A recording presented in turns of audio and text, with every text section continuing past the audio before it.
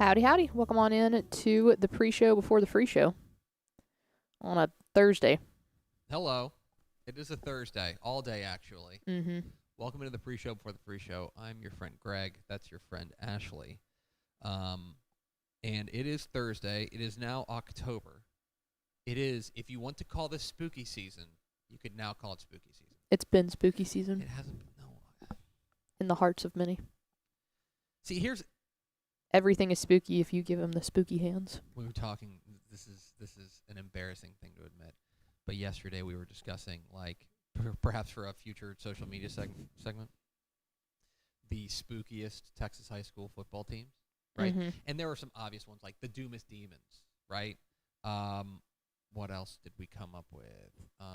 Don't give away your winner yet. The best one. No, it's awful. There were just some other ones, like the Wampus Cats. If you don't know, like the Wampus Cat is like a legendary creature that like steals children, Mm-hmm. like very very spooky stuff like that. The Mahia Black Cats, obviously, that's very spooky. So you were coming up with a couple, and then you disgraced the entire company. And came up with the literal best one, No, and go it's ahead. been voted on. Go ahead. Arlington Bowie. Ah. How do you sleep at night? I just don't understand how you can. I sleep knowing that some people are afraid to be the best, and it ain't me. That's I cannot in good conscience recommend that you listen to Ashley Pickle about things like that. Yep. So Because you'll just feel bad about yourself because you didn't come up with it first. I've been a little bit under the weather recently, and I just think there's like crud going on. Yeah, also, I mean, like, realistically, the seasons are changing. As much as seasons change in Texas, like, it is getting cooler. Stuff is blowing in. It's the spooky season crud, is what we can call Yeah. it. Spooky season crud is going on. Max has had it. Max is rocking with a double ear infection at the moment. Oh, no. Poor little guy. But he's got. Don't worry, we got the amoxicillin. Oh, yeah, tastes solid. like bubble gum. I think it is. Okay. I think it tastes like good. So he likes that.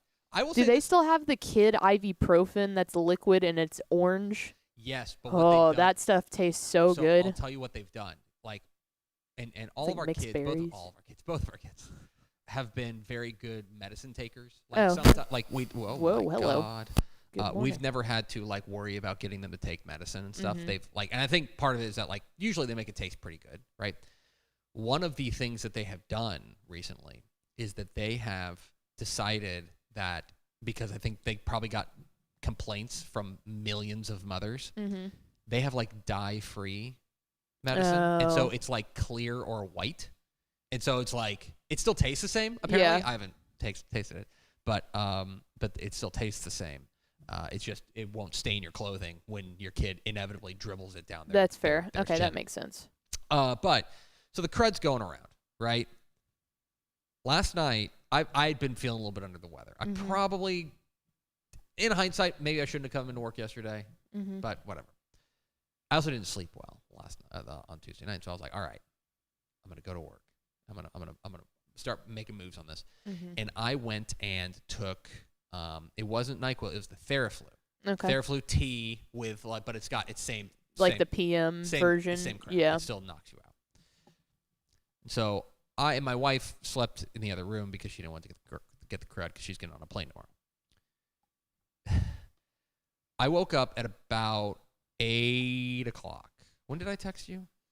Let me see. I actually can timestamp this. 9:37. Okay. I woke up about 8 or 8:30, around then, in a full-on grog.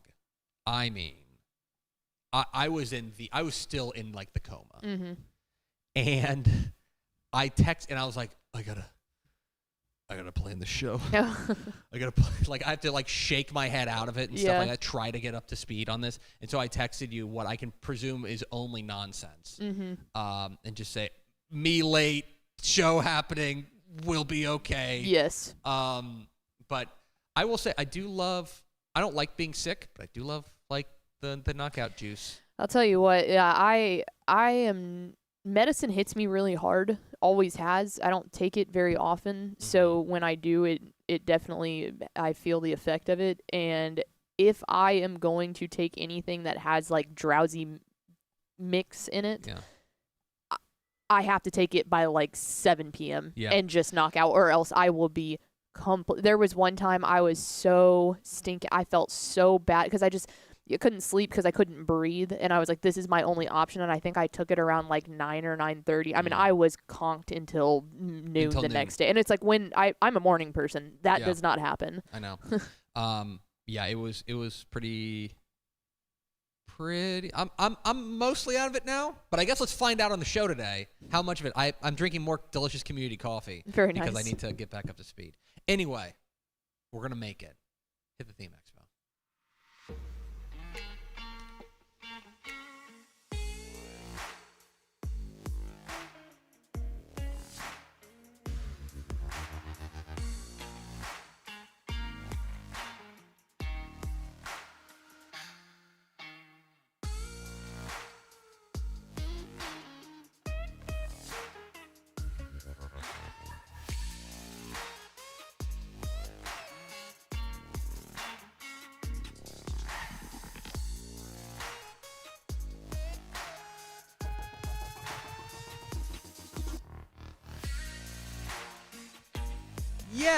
Yes, y'all. From the new Dave Campbell's Texas Football Mothership here in beautiful, scenic, crime-free Lewisville, Texas. It is Texas Football Today, a program about football today. My name is Greg Tepper.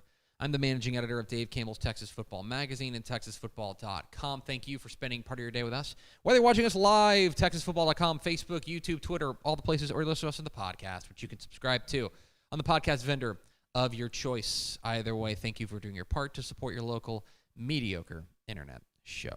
I am sitting over there at the helm today, making us sound good. She is the Duchess of the Dorks.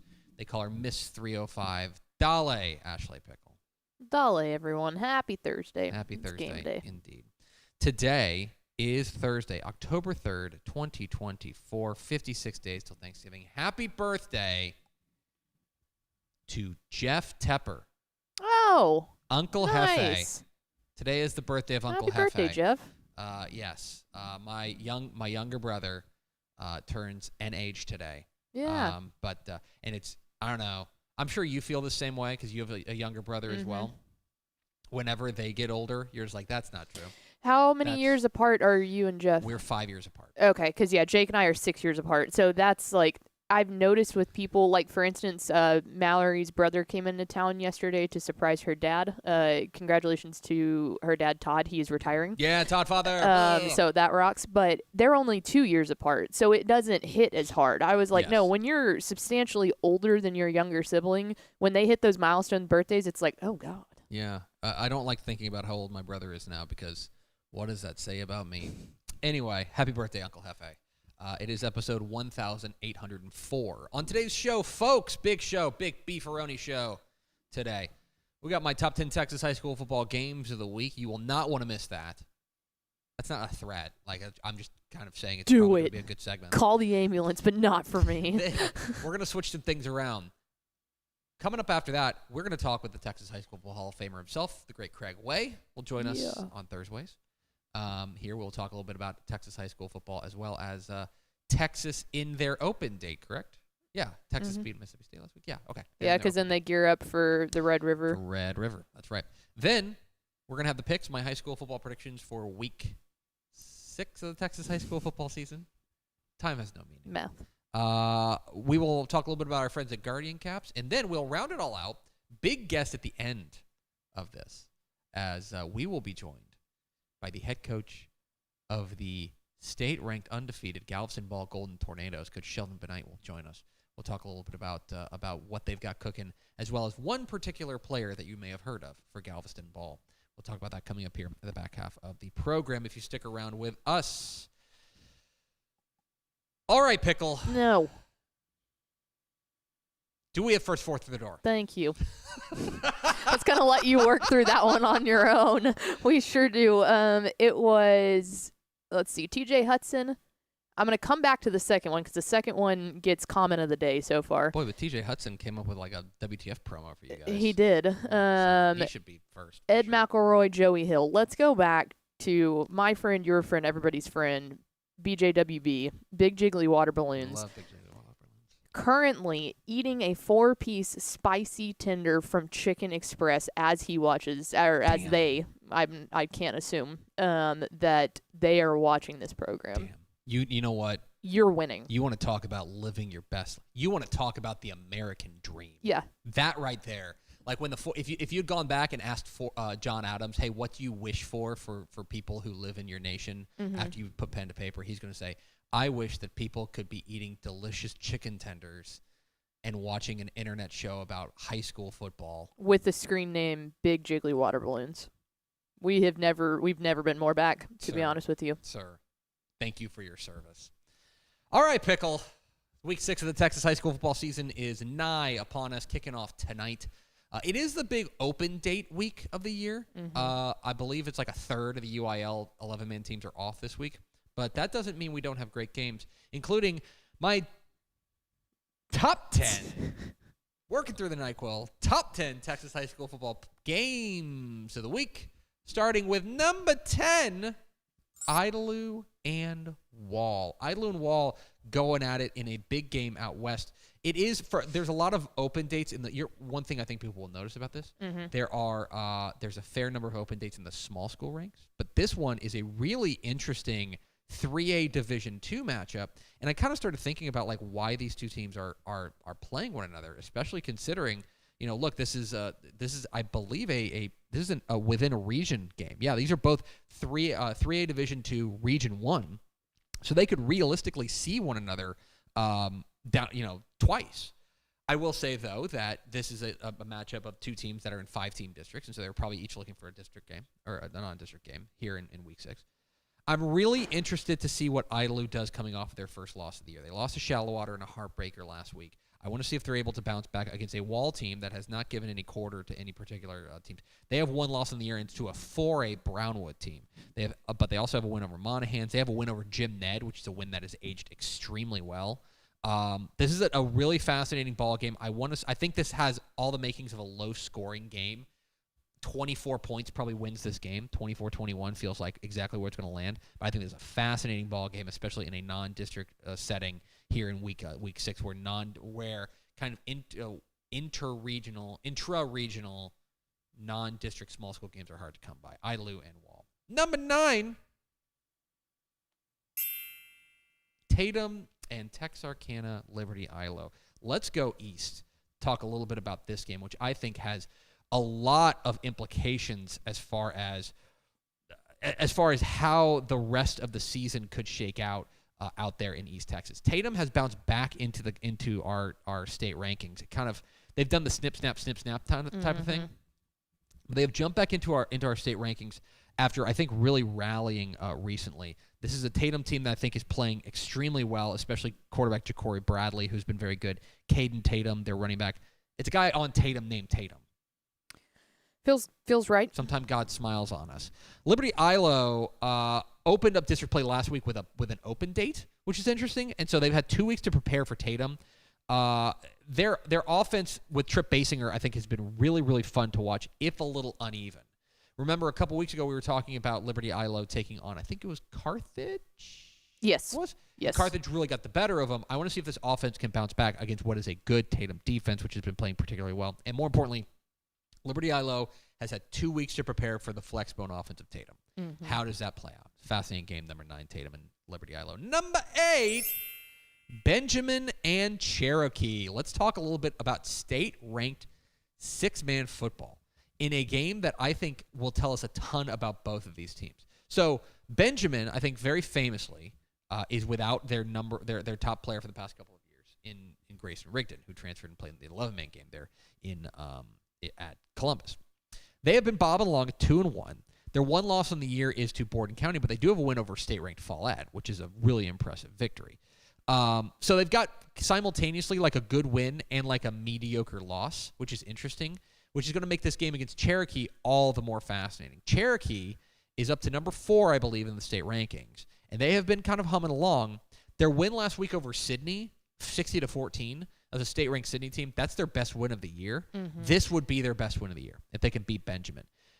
I think we will find out exactly how for real Cherokee is And I think we will also find out exactly where Benjamin stands as well. This is a really good kind of calibration game for both these teams. Benjamin and Cherokee, very interested in that one.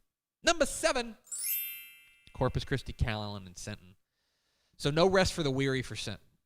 Coming off of what we have kind of started calling around here like a really signature win for this program, beating Corpus Christi Miller last week. They now come home to take on the high school football program of record on the Coastal Bend for the last 40 years in Corpus Christi, Calallen. This is a Sinton team that now has wins over Miller, Gregory Portland, Port Lavaca Calhoun, Beeville Jones, Alice. If they were to finish this non-district slate undefeated with a win over Calallen, we can start talking about them as like the Coastal Bend team of record this year. But it won't come easy. Calallen does have the one loss in the year. They lost a couple weeks ago to Corpus Christi Carroll. But they've gotten their wheels back on. And I haven't, this is admittedly, I have not watched tape on Calallen, but we talked a lot about how there is going to be a bit of a transition period as far as the offensive scheme is concerned, with Charlie Reeve coming in and taking over and kind of giving this offense kind of a modernization. Their offense has been up and down. Their defense has not. Their defense has been excellent, and that I think is the challenge for Sinton. I think that this defense is better than Miller's defense, and so can they find a way through offensively with Tristan Hanson and company? Fascinating game there on the coast as Sinton looks to finish their non-district schedule undefeated. Really interesting. Calallen and Sinton.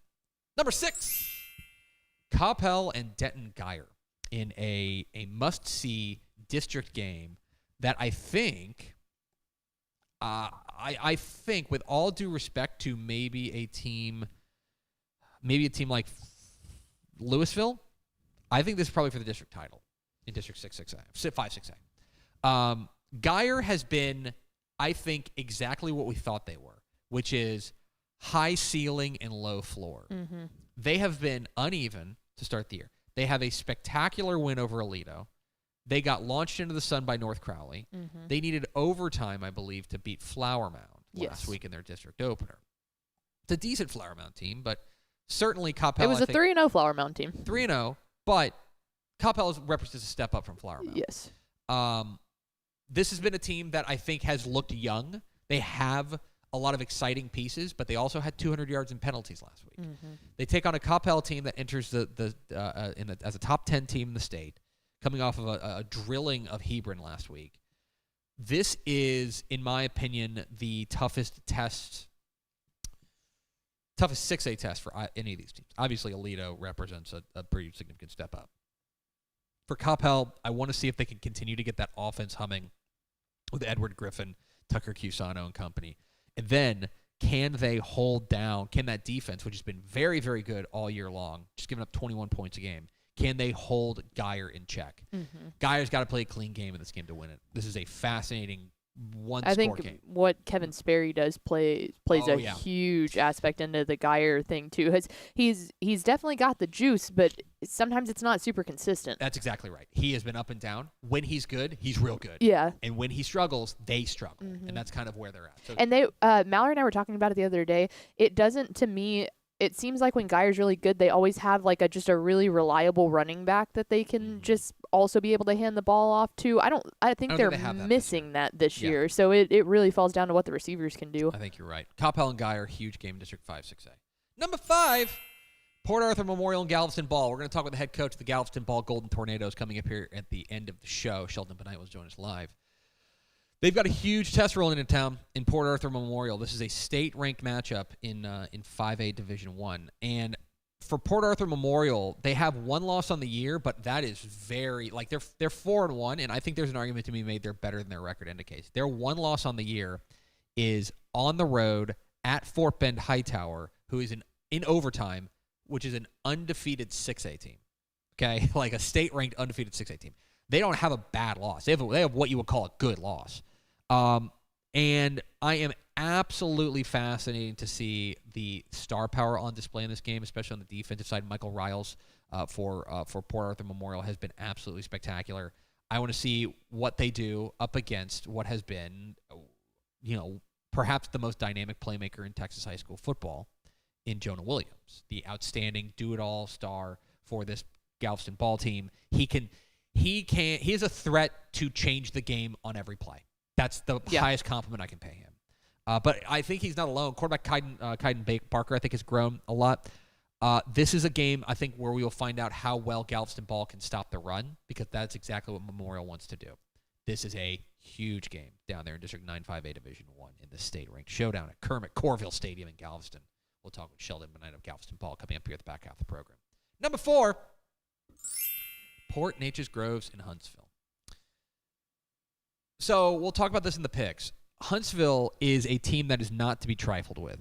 They are a team that I think is absolutely capable of winning this game. They have the one loss on the year. I believe it was in their opener. They lost to Brenham, which is, by the way, I think a game, a loss that has aged well. There's such a thing as a loss that ages well. Brenham's turned out to be pretty darn good. They are a team that I think the running game is really dangerous. Guys like Trayshawn Brown and Zay Adolphe. And their defense, I think, has gotten better each week.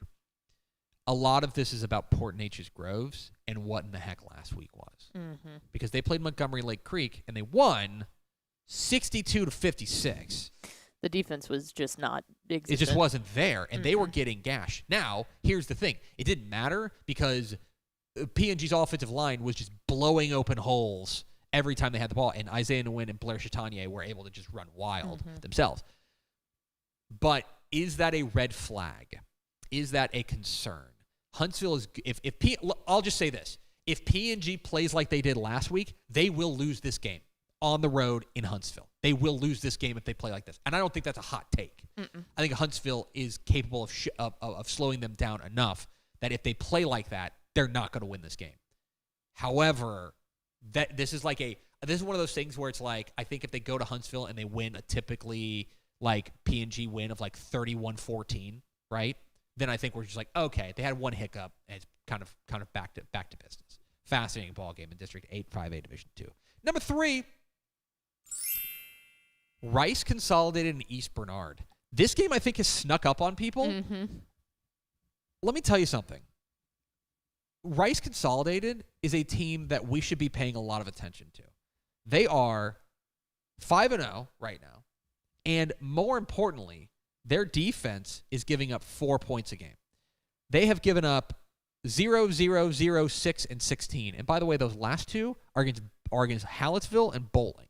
Teams that are very physical, want to run the ball at you. They have a win over Shiner. I know it's a 3A over 2A, but still impressive. They have been very, very impressive to start the year. They win a lot of games like 24-3, 24-0. It is low-scoring, hard-hitting type stuff, but they're winning the ball games. They're playing outstanding football right now. My question is going to be what happens when they take on what is a high-flying attack in East Bernard. The Jeremy Jenkins transformation is happening right now at East Bernard, and we should be paying a lot of attention to it. I do think when I take a look at what's happening right now in District 14, 3A Division 2, I don't know if I'm ready to bury Tidehaven yet, but if you want to tell me this is the district title game, I'd believe you. Yeah, it's looking like it. Tidehaven I think, is still figuring themselves out, and I think they're getting better, but I think that right now this looks like the district title game. East Bernard and Rice Consolidated, a massive, massive game. Number 2, there's 2 big ones, which is number 2, Denton Ryan and Aledo. Talk a lot about this in the picks. I don't want to oversell it here. A lot of this comes down to, can Ryan keep the lid on Aledo's big playability? Can Aledo make Ryan one-dimensional? Can Ryan handle the elements? Going to Aledo, where they have won 122 consecutive district games. That's it. I think the name to know in this game, like obviously Caden Finley, Racine Guillory, right? Yeah, all the usuals. All the star power there. The name to know for me is Nemo Warmate, the outstanding running back for Ryan. If they're able to run the ball effectively and just loosen up this Aledo defense, it is game on. But if Aledo can snuff out the run game and make Quinn Hennigan the central figure in this game, then it's going to be 123 in a row. I think they've got to be able to run the ball. It's a huge, huge game. Ryan and Aledo, number 1 versus number 2 in 5A Division 1. But somehow, number 1 versus number 2 is not the number 1 game in the state. That belongs to Humble Atascocita and Humble Summer Creek. It is the beginning of this, like District 23 6A play basically starts tonight. I know it started last week, but it starts this week. And you have actually the number 1 versus number 2 teams in our computer rankings here in Summer Creek and Atascocita. And you have Atascocita and the offense they've got with Carde Mack and Torrey Blaylock. Torrey Blaylock ran for 6 touchdowns last week. He's ridiculous. Their offense has been exceptional. Their defense has been ferocious, taking on a Summer Creek team that hasn't allowed a point this season. They've outscored opponents 215-0. That's just insane. Chad Woodfork, Brandon Jones. And I mentioned this on Tep and Step. If Mart did this, or like if Gunner got into district play and they pitched 4 consecutive shutouts, we'd be like, yeah, you know. Even South Oak Cliff. South Oak Cliff. They get into district play and they pitch 4 consecutive shutouts. You're like, oh, okay, I get it. I mean, they played Houston Lamar. They played Shadow Creek. They've shut them down. Chad Woodfork, Brandon Jones. And by the way, they can score too. Blake Thomas, I think their quarterback has really taken a step. Mm-hmm. This game is box office. This game, I think, is already sold out. This game is live on Dave Campbell's Texan Live. Let's go. It is officially sold out. It sold out on Monday. You will want to watch this one. Atascocita and Summer Creek. By the way, which of these games do we have on Texan Live? Atascocita, Summer Creek. Mm-hmm. Denton, Ryan, Aledo. Yep. What else? Coppell and Geyer. Coppell and Geyer. And, yeah, I think that's it. 3 of the top 6 on Dave Campbell's Texan Live. Not Go to TexasFootball.com/subscribe. Those are my top 10 Texas high school football games of the week.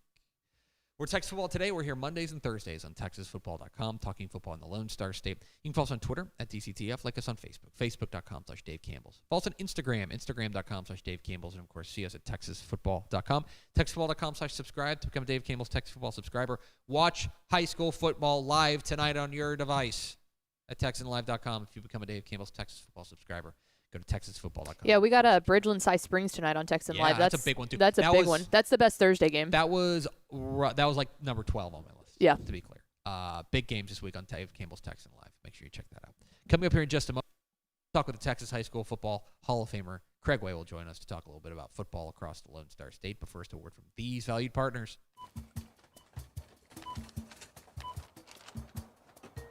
30-yard line, the 20, the 10, touchdown! Hi, I'm Jennifer Potter, Executive Director of Be Well Texas. Too many people are struggling alone these days, and alcohol and drug deaths are increasing. We started Be Well Texas to offer high-quality, science-based addiction treatment and recovery services anywhere, even at home. We provide compassionate, caring support virtually or in person. In many cases, there is no cost for treatment if you don't have insurance. Really. Welcome to Be Well Texas. We're glad you're here.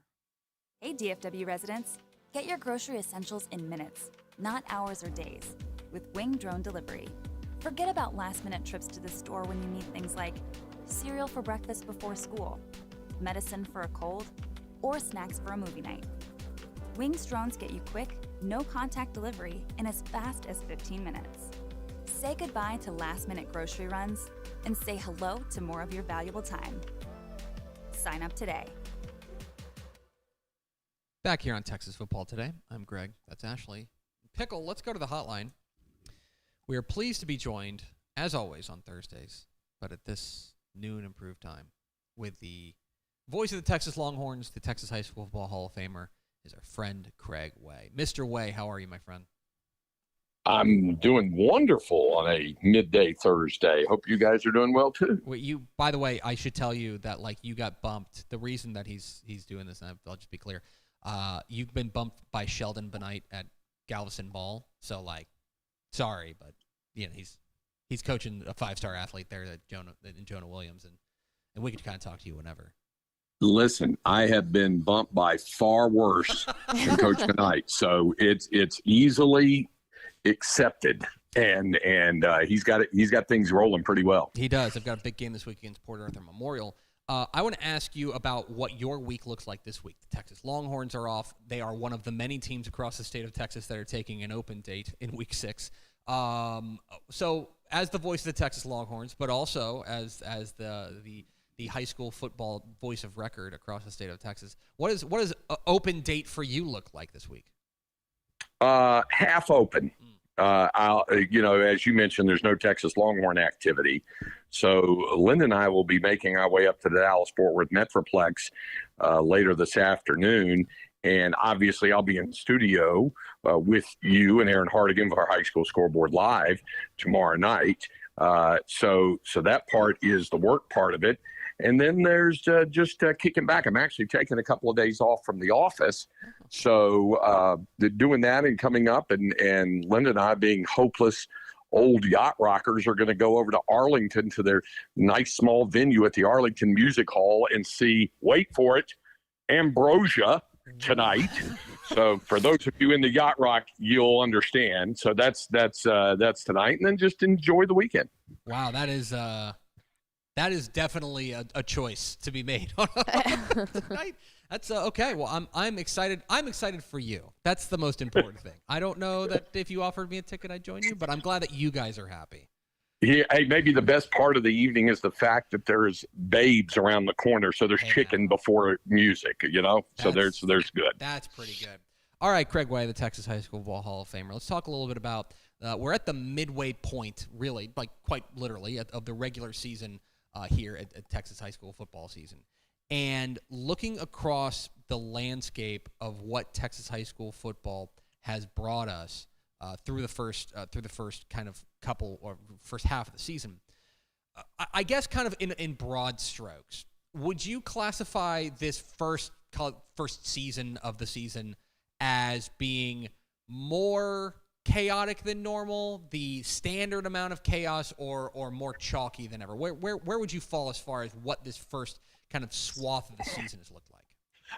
I would put it somewhere between chalky and slightly chaotic. I don't think there has been enough crazy chaotic things to have us go, oh my gosh, this is really going to be a really wild and wacky high school football season, because we've seen some unusual things happen in weeks 1, 2, 3, especially in the non-district portion of the season. Things kind of seem to settle in once we get on in the district play. And I think in another week or two, it's probably really going to be much more chalky down the stretch. The chaos, I think, will happen in the postseason. There's enough close range between the ones we know and the ones that are kind of on the horizon out there and thinking, hey, maybe that could be a dangerous team. Let's keep an eye on a group like, I'll just give you for instance, Alvarado. A school that looks good but hasn't been a headline grabber in the past. And we've already seen a couple of these types of programs get a reality check, Panther Creek and a couple other ones, early on. Doesn't mean they're out of the mix by any stretch, but I think we've seen it be a little more chalky. But when we get to the postseason, some of these teams will get their second win, and maybe they'll get a break going their way. And we always see a few surprise results, and I'm expecting nothing less than that again. It's Craig Way, the Texas High School Hall of Famer. Join us here at Texas Football Today. Get involved in the conversation at hashtag TF Today.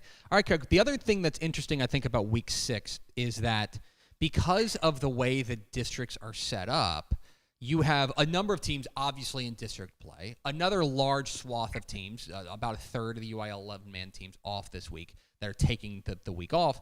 But then you also have these other teams where they have they don't want to take another open date, right? They want to get a game on, but there's just not a lot of takers, which is how you get matchups like San Benito versus Carthage in Bay City, or you get matchups like Harlingen and Cuero teeing up with one another. So I want to ask you, as a Texas high school football historian, let's call you, do you recall a non-district matchup that you thought, what in the world are these two teams playing one another right side? Obviously, when the playoffs roll around, you're going to have teams from different parts of the state matching up. But as far as non-district games are concerned, can you recall a game as wild, perhaps, as like a Carthage and San Benito?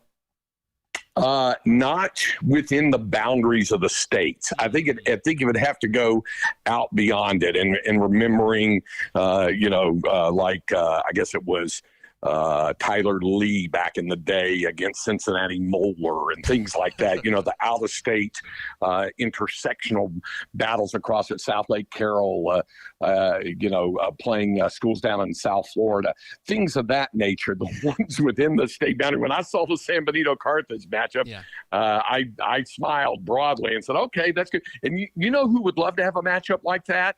Duncanville. Yes. They've got an open date, and they have no way to fill it because they could, Reginald Samples, nobody wants to play him. It's hard. And Coach Samples wanted to get another non-district opponent, and this would have been the week to do it, but they couldn't do it.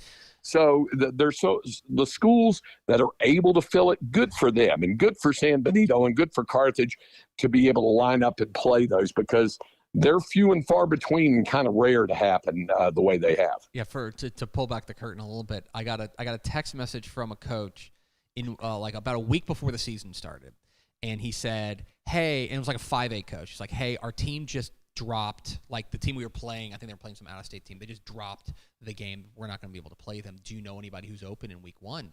And I wrote back to him and I said, "Well, I do know one team that's open in week 1. It's Duncanville." And he replied, "I think we'll just take the open date." So, like, there's a couple. Yeah, I could. And to further answer your question, I'll take it to a different level. For those of us OGs, these guys have been around a long time and seeing a lot of high school football.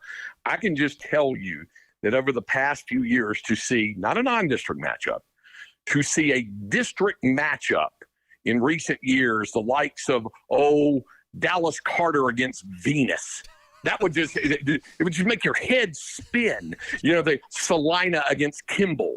You would go, what? You could never conceive of that in the 80s, the 90s, and even into the early 2000s. It's pretty commonplace now. It's the meanest thing we do to each other each week on our respective shows, and I'm on the Craig Way show down there on AM 1300 The Zone in Atascocita, Summer Creek. I was gonna to be clear, I was only going to give you 2 because I think there's really only 2 options. That one or Alito Denton Ryan, but I assume we know your answer in the 23 6A matchup. Well, having said that, Alito Ryan is pretty enticing. And I'll tell you another one. How about your alma mater? How about Coppell and Geyer? How about that? That's a good matchup, I think, as well.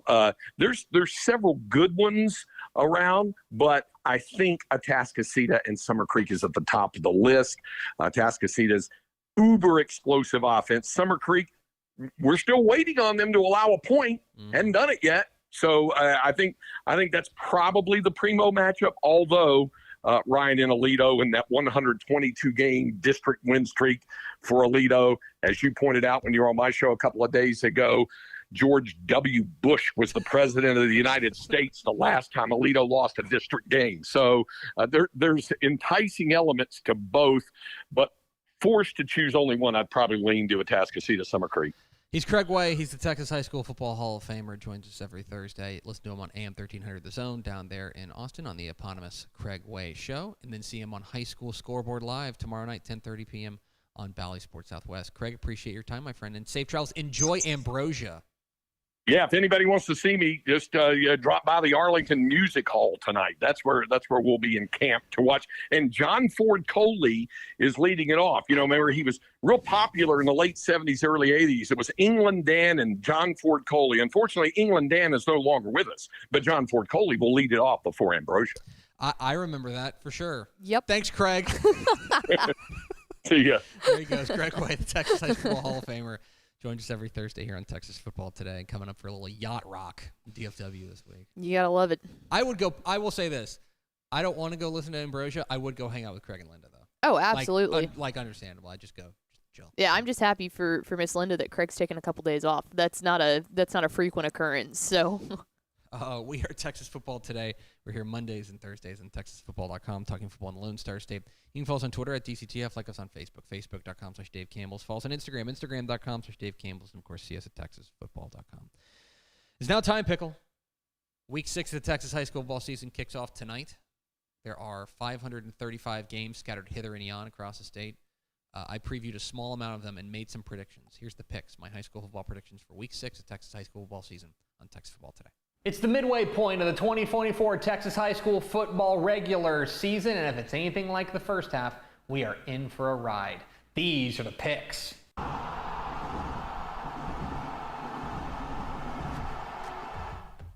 Welcome into the Picks, your guide to the Texas high school football weekend. My name is Greg Tepper of Dave Campbell's Texas Football and TexasFootball.com. Thank you so much for tuning in, and it's true. This is the midway point of the 2024 Texas high school football regular season. There's 5 weeks that came before it. There will be 5 weeks that come after this. And so this is really a point of the year where we can kind of take stock of where we are and where this thing may be going. There have been teams that have surprised us, teams that have disappointed us, quite frankly. And there's a lot of things that we know now that we didn't know back when we were putting together the 2024 summer edition of Dave Campbell's Texas Football. We've learned a lot, and there's still a lot more to learn as these games get more important, as teams start getting into district play. Now, something about week 6. This is the largest open date in the Texas high school football calendar. What do I mean by that? Of the 1,101 UIL 11-man teams, more than a third of them are off this week. That's right. It's a big bye week across the state of Texas. Teams healing up and getting ready for that big district push. But what's amazing about this week is that even though there are fewer games, I think the top level of games that we have this week might be the best we've had all season. It is a ludicrous slate of games across Texas. Big games in every corner of the state. We start in Parker County. 7 o'clock Friday night at Tim Buchanan Stadium in Aledo. It is number 1 versus number 2 in 5A Division I as the Denton Ryan Raiders visit the Aledo Bearcats in district play. What are the keys to this matchup? Key number 1, Aledo's game breakers. So we've been trying to figure out what it is about this Aledo team that makes them special. Obviously, this is a program that is the most decorated in Texas high school football history, but each team is different. The thing that this team does well, they hit home runs on offense. They break big, back-breaking plays that score touchdowns, and this team has loaded with playmakers. Guys like Caden Finley, their big-time receiver who is impossible to bring down in the open field. Racine Guillory, their outstanding running back. Caden Winkfield, this team is loaded with home run hitters. It is going to be up to Denton Ryan's defense, which has been excellent all year long, led by Dillon Arkansas and Errol West, to keep the lid on this Aledo attack. They want to go 60 yards in one play. Ryan has got to make sure that they make them earn their way down the field. Don't give up 20, 30, 40, 50-yard plays. That's the challenge for this Ryan defense. Can they keep a lid on this Aledo attack, or will the Bearcats be as explosive as ever? Key number 2, Ryan's balance. So when Ryan has the ball in this game, they're going to want to spread the ball around a little bit. Quarterback Quinn Hennigan, yes, they have another Hennigan at quarterback, has been very strong to start the year, and they've got big-time weapons on the outside like Braden Mussett. But I think this Ryan team is at their best when they have a balanced attack, especially running the ball with guys like Nemo Warmate and Trayvon Reynolds. It is going to be up to this Aledo defense, which has been very strong all year, to make Ryan one-dimensional. That's the challenge for this Aledo defense, is to take away the running game, make the passing game beat you. I think that's the key to victory for Aledo. So, can Ryan strike that balance offensively, or will Aledo's defense take one of their factors away? And key number 3, 6,209 days. If you go from the day that this game is played back 6,209 days, you will land on October 5th, 2007. Final score that day, Everman 35, Aledo 28. Why do I bring that up?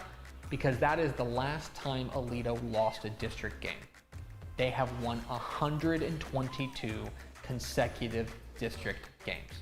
The entire Obama administration, the entire Trump administration, the entire Biden administration, they have won every single district game during that span. It is beyond fathoming what they've been able to do, how dominant they have been in district play. Consider this, 122 straight district games, right? The second longest winning streak in district play is 75, set by Katy from 2009 to 2020. They have been basically invincible in district play. But ever since Denton Ryan got aligned into their district 2 alignments ago, we have had this game circled as maybe the team that can knock off Aledo in district play. So, plain and simple, can Ryan do something that hasn't been done in 17 years? Who am I picking? I'm going with Aledo. They've won 122 consecutive district games. They haven't lost a district game since George W. Bush was the president. They're at home. I ain't picking against possibly the greatest streak in Texas high school football history. And then you add in the fact they've got Racine Giller, they've got Caden Finley, they've got all these playmakers. Their defense has been fantastic. Denton Ryan can do this. They are certainly good enough to do this, right? Braden Mussett, Quinn Hennigan, Trayvon Reynolds, Nemo Warmate, they've got the playmakers. They've got the trench play. They've got the defense. They can do it. I ain't picking against the streak. I think Aledo wins their 123rd consecutive district game. Let's go to Houston, 7 o'clock Friday night at Turner Stadium in Humble. It is a District 23-6A slugfest as the Humble Summer Creek Bulldogs take on the Humble Atascocita Eagles. The District 23-6A round robin of doom begins this week as 3 of the best teams in Texas high school football will take aim at one another over the coming weeks, and this is the first matchup, and boy, it doesn't get any better than this. Atascocita has one of the very best resumes in Texas high school football with wins at Katy and at Austin Westlake. That is hard to do. Their offense has been absolutely electrifying with quarterback Carday Mack and outstanding running back Torrey Blaylock, plus their defense has been absolutely ferocious. But speaking of ferocious defenses, there has been literally no defense in Texas more ferocious than Humble Summer Creek. They are 4-0, and they have outscored their opponents by a combined average of, let me read this, 215 to nothing. They haven't given up a point this year. 215 to nothing. Their defense has been absolutely outrageous with guys like Chad Woodfork leading the way. They are lights out defensively. And oh, by the way, they can score as well with Blake Thomas at the helm of an outstanding Bulldogs offense with a terrific offensive line. It is so hard to split these two teams. This is actually number 1 versus number 2 in the Dave Campbell's computer rankings. It's basically impossible to split these two teams. But when it comes to games like this, I go with the team that is a little bit more battle tested. That's Atascocita. Those wins at Katy and at Westlake showed me something. Summer Creek can 100% win this game because, again, they haven't given up a point this season. But I think Atascocita is your early favorite. I think the Eagles come away with a very narrow win. Let's go to the Piney Woods, 7 o'clock Friday night at Huntsville ISD Stadium. It's a District 8-5A Division II showdown between the Port Neches Groves Indians and the Huntsville Hornets. A lot to break down here. Most notably, what do we make of P&G last week? So they take on Montgomery Lake Creek, a good Montgomery Lake Creek team, and they beat them 62-56. That is simultaneously very un-P&G-like. They gave up 56 points. They just don't do that. But it's also very P&G because they're now 11-0 in one-score games under Jeff Joseph. They have been absolutely ridiculous when it comes to winning the narrowest of margins. We know what they are all about. They're about running the ball with Isaiah Nguyen and Blair Sertanier behind that big offensive line, but that defense will need to be better because this Huntsville team is hungry. They've won 3 straight after their season opening loss. They have outstanding playmakers like Zay Adolphe and Trayshawn Brown. They are going to challenge them in the ground game. This Huntsville defense has also been very good as well. The question is, what do we make of the P&G defense? Like, did Lake Creek expose something, or was that a one-time hiccup? I think this game is close, but I don't think P&G plays 2 bad defensive games in a row. I think the Indians bounce back with a win. And let's go to the beach, 7 o'clock Friday night at Kermit Corville Stadium in Galveston. It's a District 9-5A Division I matchup of state-ranked foes as the Galveston Ball Golden Tornadoes take on the Port Arthur Memorial Titans in a fascinating ball game. Memorial is plugging along at 4-1. Their one loss on the year is an overtime loss to an undefeated 6A team in Fort Bend Hightower. They are legit. And really, what I love about this team is the star-studded defense led by Michael Riles. They have playmakers all over the field on this team, and they can run the ball with a Monty Martin kind of the tip of the spear in the running game. Meanwhile, for Galveston Ball, they are star-studded themselves, including Jonah Williams, the Texas commit, who is just a freakish athlete. Just a play-making dude out there. The Texas commit is one of the very best players in the state of Texas, hard stop. But he is far from alone. I think their quarterback, Kaiden Barker, is really underrated. And this Galveston Ball team, not just Williams, is really strong. And I think they're showing that in their undefeated run so far. This game's really close. And I think it's kind of hard to split these two teams. And when it comes to a matchup like this, I think players, not plays. And I go with the team that has the single most dynamic playmaker. That's Jonah Williams. And I think Galveston Ball comes away with a big win.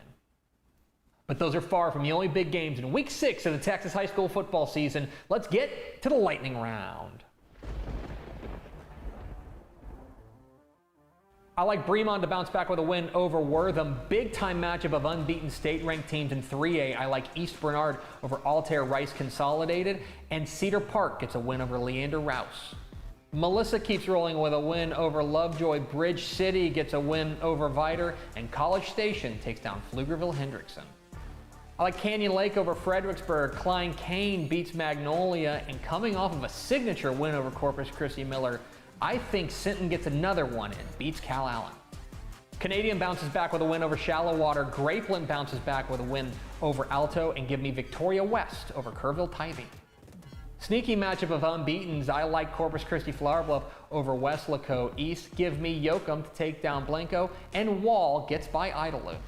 I like Cotulla over Stockdale. Give me Frisco Panther Creek to bounce back with a win over Paris. And Cowboy Fight Never Dies. I like Coppell over Denton Geyer. I'm going with Windthorst over Monday in our private school game of the week. Give me Houston Christian over Fort Worth Trinity Valley. And Tatum takes down Texarkana Liberty Ilo. In our 6-man game of the week, I like Cherokee over Benjamin. I think Longview gets by Rockwall in a close one. And I think Jefferson stays unbeaten with a win over Atlanta.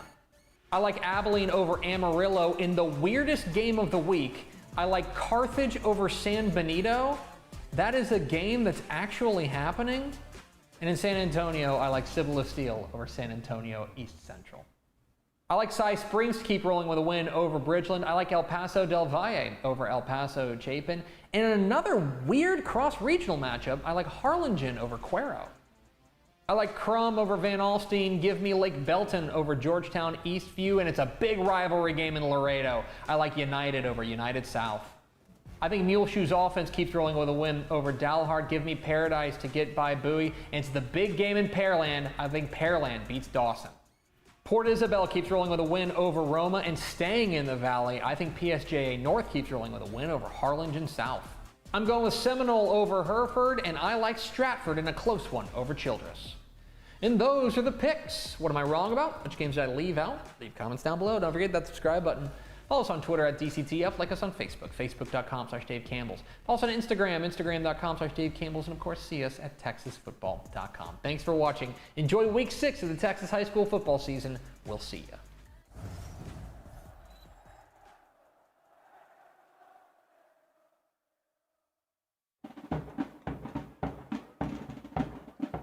Dave Campbell's Texas Football here with Guardian Caps, and we're here with Miss Erin Hanson, the CEO and founder of Guardian Caps. Miss Erin, how are you?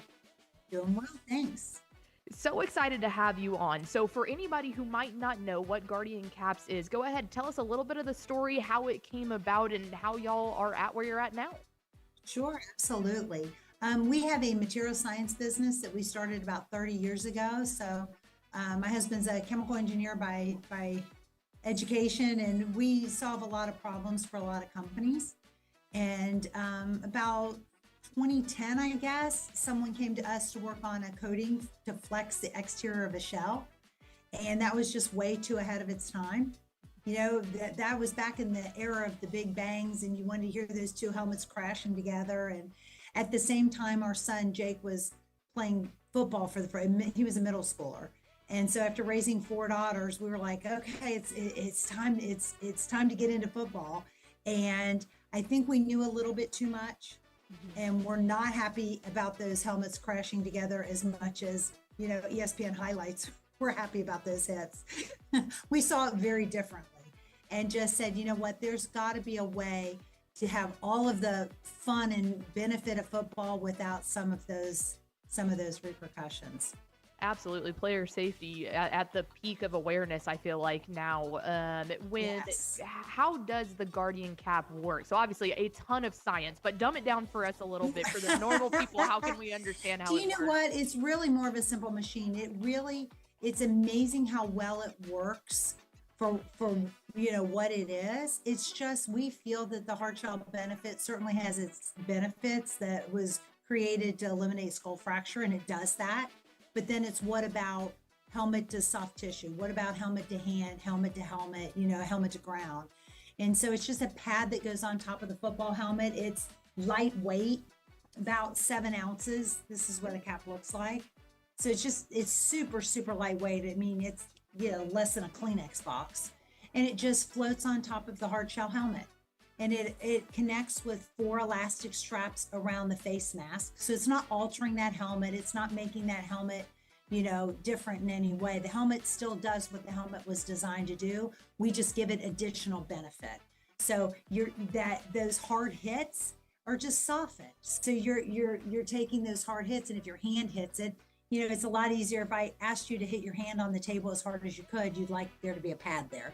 If I asked you to hit your head on the table, you'd like there to be a pad there. So it just pads it.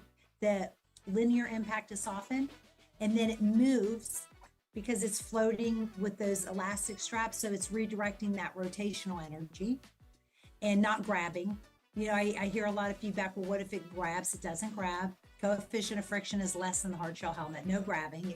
And it also, especially in Texas, it insulates the helmet. So it keeps that helmet about 20 degrees cooler in radiant sunlight, which is a big deal.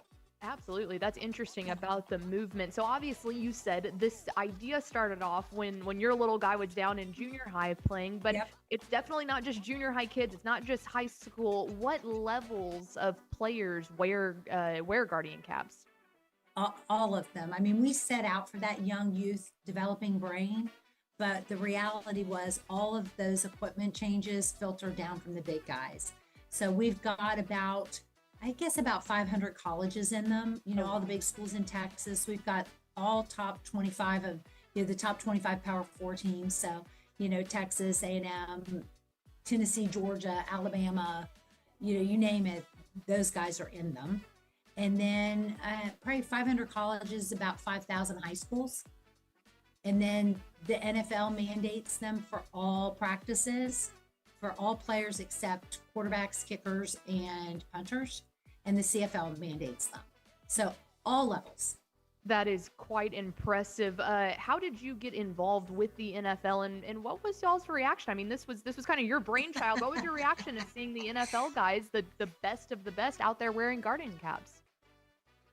Was very progressive a few years ago and really called together all manufacturers to just kind of come to they called on us to apply for what they called the Head Health Tech Challenge. So we applied in 2017 and won that, which provided testing, which was awesome, helped us, verify what we had.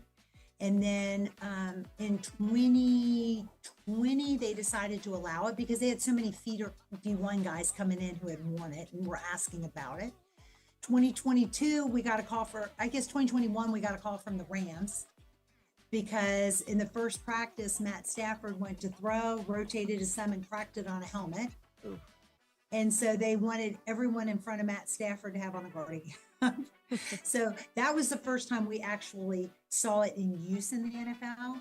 And then 2022 was just a call on the way home from church on a Sunday with a hypothetical, if we were to vote and if we decided to mandate this product for practice, would you be able to supply it? We said, sure. That is incredible. What a good call to get on the way home from church on a Sunday. Yep. You say yes, and then you figure it out. We were scrambling behind the scenes, but they had been looking at field data.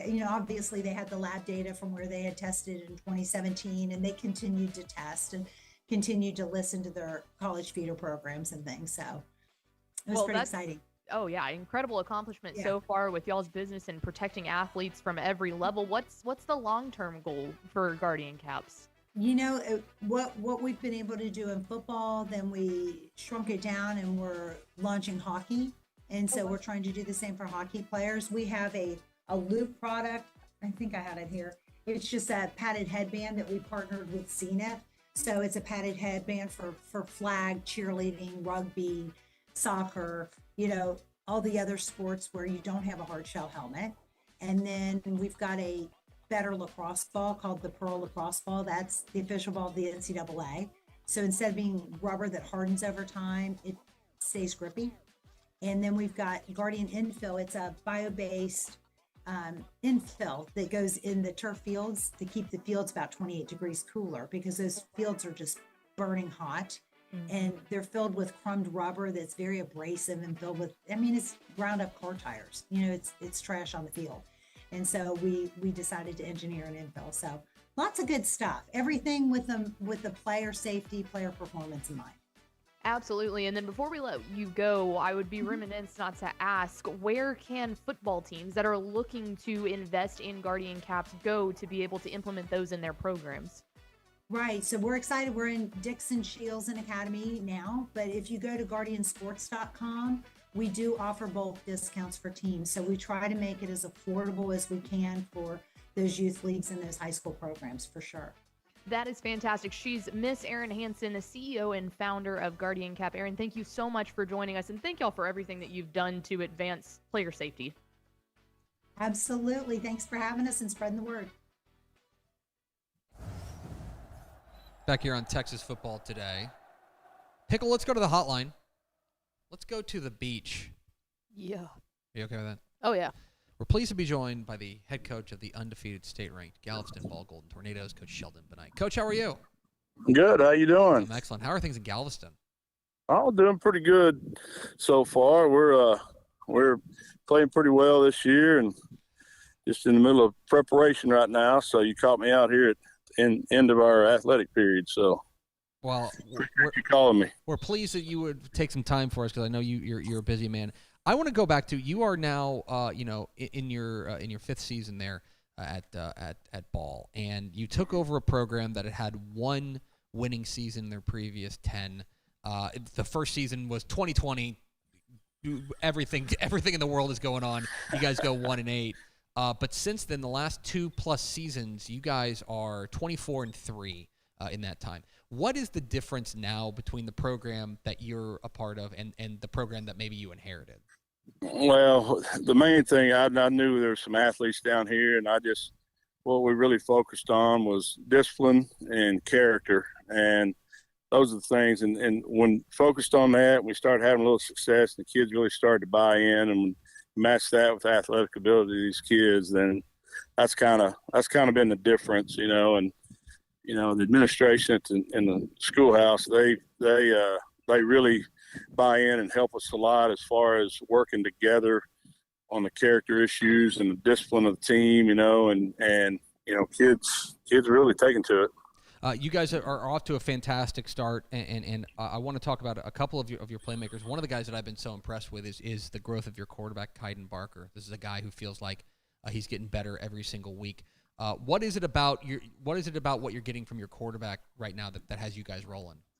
Well, the thing that makes him really good is not just his obvious physical ability, his ability to throw the ball and move with his feet, and it's his decision-making and his thought process, his ability to think before the snap, get us in and out of this. The things that people don't see is getting us out of bad situations and into good situations. So, that's the thing about the quarterback that's hard to see if you're in the stands, but you appreciate so much as a coach. And that's the thing that really sets him apart from a lot of other quarterbacks, in my opinion. So he's a great kid, great family, and you can tell because he's all in. He's all football, and that makes a difference. Is that the first time you've been interviewed that you've been asked about the quarterback first? First time here lately. Yes, because that is quite a shocker, but yeah, a little refreshing. No, nothing against the others, but that's a little bit refreshing. That's good. Well, there you go. Well, we're trying to mix things up a little bit because there's another guy on your team that I'm sure you talk about a lot, and I'll ask you to talk about him, Jonah Williams, the outstanding kind of do-it-all star for him. The numbers are impressive, and the tape is fun to watch. But you're the guy who sees Jonah Williams every day in practice. You're the guy who sees him in the locker room. What is it about him that makes him special? It's his similar to what I talked about with Kaiden, but it's his football knowledge. It's really spectacular, the things he can grasp and do and adjustments he can make, and it's easy to tag a few things and make a few adjustments on the sidelines. And he understanding football allows him to get in the right position all the time, and it also allows him to help with his leadership, being especially on defense, being a leader coach on the field, if you will, from that back end back there. And the next thing is, I've had him on varsity since his freshman year, and the biggest change this year is his willingness and his ability to step in their leadership role on this team as our most experienced player, and he's really accepted that, and it's helped our entire team. Sheldon Bennight, the head coach of the Galveston Ball Golden Tornadoes, joined us here. Coach, I want to ask you, because Jonas obviously makes his impact felt all over the field, but a guy who he's part of a defensive unit that has been really, really strong to start the year. I know defensive coordinator Lake Tate was our defensive coordinator of the week last week. What have you seen from the defensive unit as a whole that has you most encouraged? Well, the changes that I've seen is from the past couple of years when they were really good. The past couple of years, and into this year is their willingness to be a part of a team and not separate the offense from the defense. And I think that's in part because we have some players that play both sides of the ball a lot, and the fact that they really bought in, and they understand that winning is the most important thing. It's, so they can run, they're strong. We've been in the weight room for years now, and these kids were 7th and 8th graders when we came in, and I'm telling you that the weight room and the buy-in and their willingness to play like a team, it really has made a difference. Sheldon Bennight of Galveston Ball. Coach, I want to ask you about what's going on tomorrow night. You guys have some visitors. 7 o'clock tomorrow night there at Kermit Corville Stadium. You guys welcome in another state-ranked team in Port Arthur Memorial. I know you guys have been working hard on the Titans, and I don't want to ask you to tell everybody what you're planning. But when you take a look at what you're going to be up against tomorrow night there in Galveston, I'm curious what you see. A lot of athletes, well-coached athletes. They're very aggressive in everything they do in all three phases of the game. And, they're going to be a force to be reckoned with, I'll assure you. They're not coming in and going to allow us to do anything without a fight, So, and we know that. Our kids know that. But, they've got their defensive front is really good, and they've got skilled kids that can run and strong. And, so they've got a lot of things we've been trying to work on this week. I just, hopefully we can withstand the pressure that they're going to bring and see what happens. And finally, Coach, before I let you go, I'm holding in my hands the 1989 edition of Dave Campbell's Texas Football. I'm going to flip over to page 264 if anybody wants to follow along. I'm going to read this.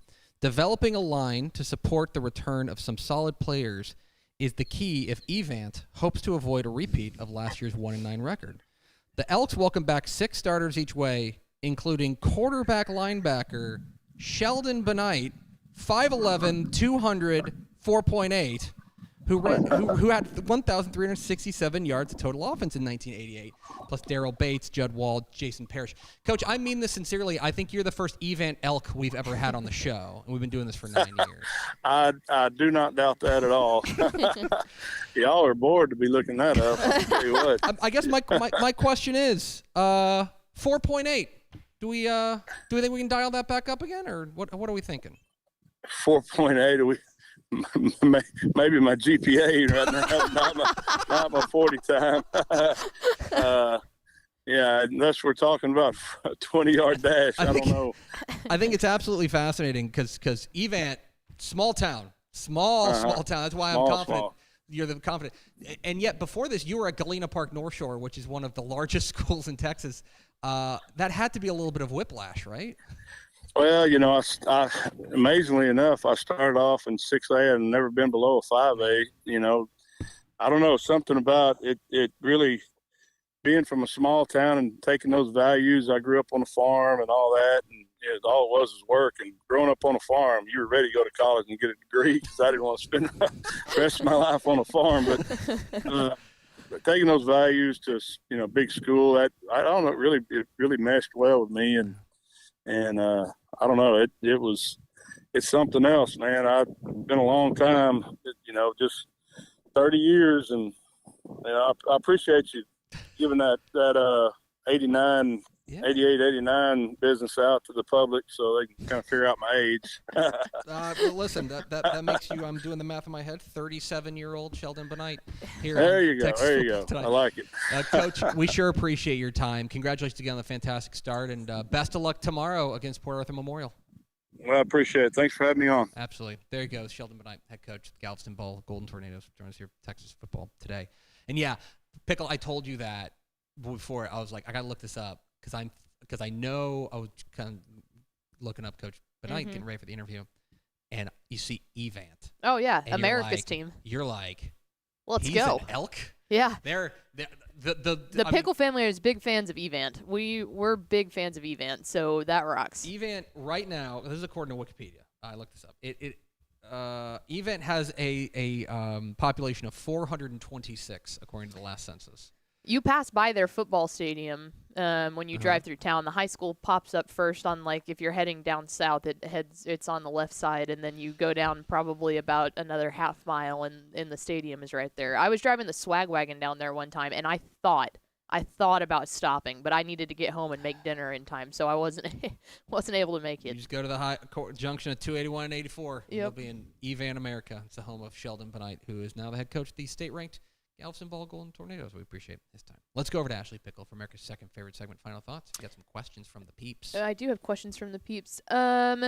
Your thoughts on Seminole and Hereford, which is a sneaky good matchup. Oh, it's a super sneaky good matchup. We talked about this on Tep and Step, which you can watch tomorrow on this very channel. Or you can subscribe and listen now. You can listen to it right now. It is a sneaky matchup of unbeatens, and I think two teams that may lay claim to being the most under the radar undefeated teams in Texas high school football these days. Hereford is off to a terrific 4-0 start, and they've done it largely on the back of what has been a very strong defense. They're coming off an open date, which should help them, but I do think they are underdogs at Seminole because Seminole can score. Seminole's averaging 47 points a game.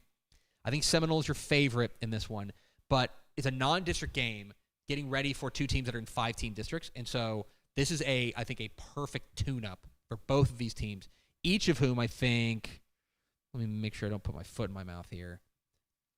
I think I want to, the thing is Hereford's going to go into a district with Canyon Randall, who's undefeated, with Canyon, who's 4-1. Mm-hmm.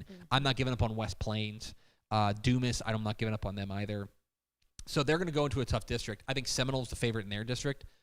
Hereford is going to be fighting for a playoff spot. This is a good tune-up for them of the types of teams that they're going to be seeing when they get into District 2 play. So it's a really interesting matchup. I like Seminole at home in that one in a close game, but I think that's a really, really good under-the-radar game this week.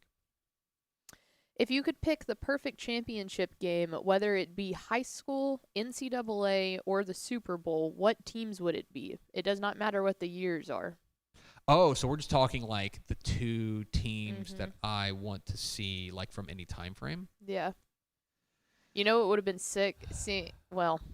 I would love to see, and this is okay. So this is going to be tough, and I understand people are going to complain. I would want to see the 2013 Aledo Bearcats, who I think that's the best offense I've ever seen, up against 83 Dangerfield. Yeah, or 2015 Katy. And or 2015 Katy. And obviously there's like there's size differentials and stuff like that. I just mean like in a vacuum. Yeah. I want to see like the greatest defense of all time up against what I think is probably the greatest offense of all time. That to me would be really, really fascinating to see. So that's probably what I'd do. 2013, 2012, 2013. One of those Aledo teams which scored like 1,000 points. I think it would be cool to see a player like Kyler Murray be able to go up against like a one of these North Shore Duncanville teams from like the past 2 or 3 years. I'll say this. You go back to 2015.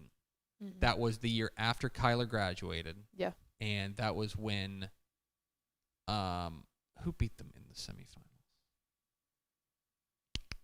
I can't think about it.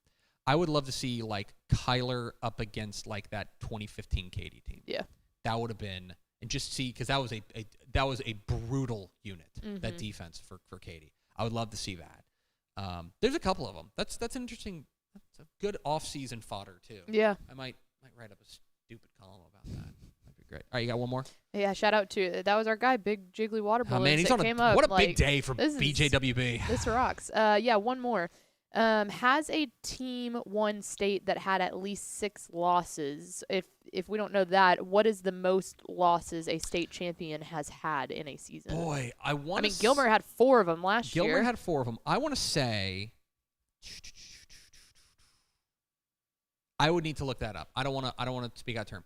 I want to say that there was a 5-loss team that won a title. Yeah. Or at least played for a title. Maybe like, I don't know why that keeps sticking in my head. There have been a couple of teams that like entered the playoffs at like 6-4 or 5-5, and at least played for a title. There have been like 5-loss teams that made a championship game, but I don't. Which is crazy. I don't have that offhand. Yeah. I mean, go back. Brock a couple of years ago. Remember, Brock started like 0-4. Maybe 0-5. I think they were 0-5. Might have been, because I talked recently with Billy Mathis. Yeah. And I was like saying like, hey, Coach, congratulations on like the hot start. He's like, yeah, it's been a minute. Yeah. Because like normally what they do is they line up like the Dallas Cowboys and like the 85 Chicago Bears, and they just like go at it and just like they lose close games, and everyone's like, what's wrong with Brock? Why are they still the number 3 team in the state when they're 0-4? It's like, just hang on a second. Like, just give it a minute. I'm trying, Jennifer. I'm trying to do something. Yeah, I would need to look that up. Great question. I can get you an answer, but it can't be right now because that would require some work. All right, circle around back to that on Monday. Reminder, tomorrow night. Yeah. Dave Campbell's Texas Football Tonight. Our live whip around show, live free everywhere. Wherever you're watching this, you can watch it. Myself, Ishmael Johnson, someone else. The blonde. Whose name I'm forgetting. Ashley Pickle. Your Friday night hang. We got whip around coverage of the biggest games in the state. And I mean that sincerely. Yeah. Whip around coverage of the biggest games in the state. So if you want to drop in on a Atascocita to Summer Creek for free. Come on with it. Or you want to drop in on Alito Ryan for free. We also Texas have that. Football Tonight, tomorrow night, 7:30, wherever you're watching this program right now. That's going to do it for us. Thanks for spending a little bit of your day with us. Follow us on Twitter at DCTF. Like us on Facebook, facebook.com/Dave Campbell's. Follow us on Instagram, instagram.com/Dave Campbell's. And, of course, see us at texasfootball.com. Thanks again to Galveston ball head coach Sheldon Bennight and to the Hall of Famer Craig Way for being our guests. For Ashley Pickle, I'm Greg Tepper. Vince Young. Nope. Please come get your Player of the Year trophy. Directions. We'll see you Monday on Texas Football Today. Bye.